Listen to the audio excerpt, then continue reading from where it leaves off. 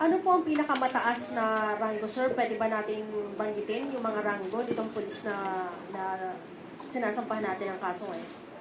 Colonel Malinaw, Lieutenant Colonel Urapa,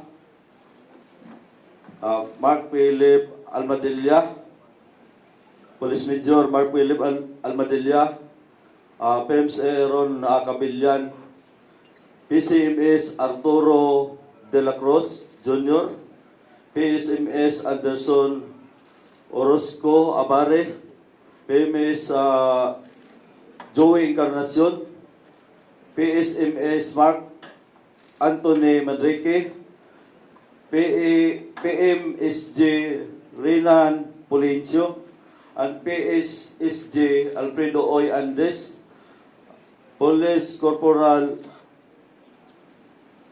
Angel Joseph Martin. Sir, bukod dyan sa mga nabanggit mo na police colonel, meron rin ba na sangkot na regional director o may ranggo one-star general? Yes, pero retired na siya, si General Estomo.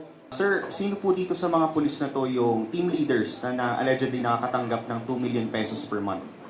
Lieutenant Colonel Urapa. Si Colonel Malino, sir. Hindi po.